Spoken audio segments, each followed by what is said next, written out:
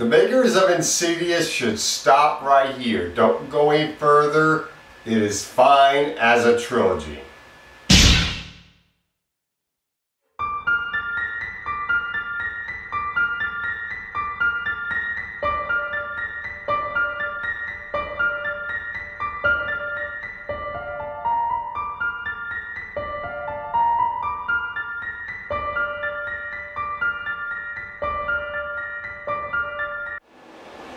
Insidious Chapter 3, directed by Leigh Whannell, the man who wrote the Insidious trilogy, Insidious Chapter 1 and Chapter 2. So this is the third movie in the franchise. It's a prequel, and the main character is a teenager.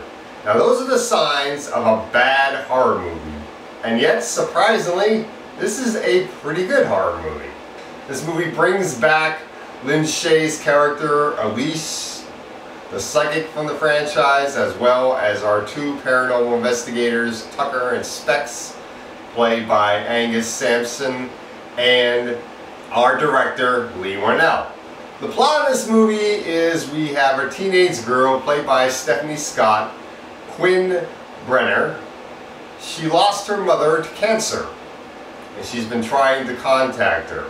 So she feels she hasn't gotten to her totally, and decides to visit Elise, hoping that Elise will use her psychic gift to contact Quinn's mom. And when Elise tries to do this, she finds out that there is another spirit haunting Quinn, and this spirit is after her. It's evil. It's trying to take her into the spiritual realm of the dark side, and Elise has to try to stop this from happening.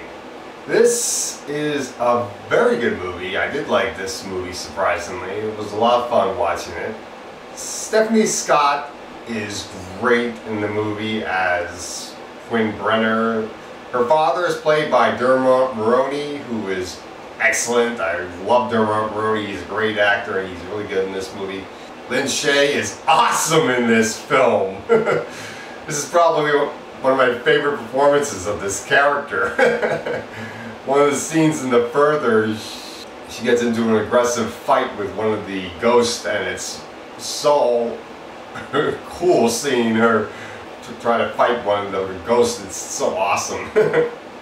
I really like that this is an origin story for our character Elise and the two paranormal investigators. It's really cool seeing them meet for the first time in this movie.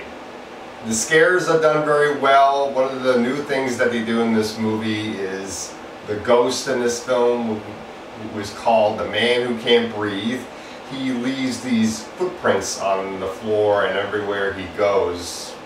These wet footprints, and that's very clever and very creepy. I really did like that. And this is a really good movie. It's got good atmosphere.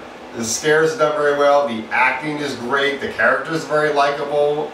Everything is really good about this movie. The negatives about this film, I suppose, the jump scares.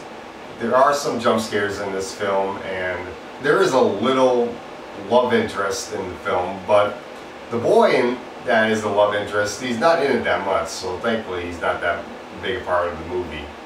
So overall, I'm going to give this movie a B. Definitely check this movie out.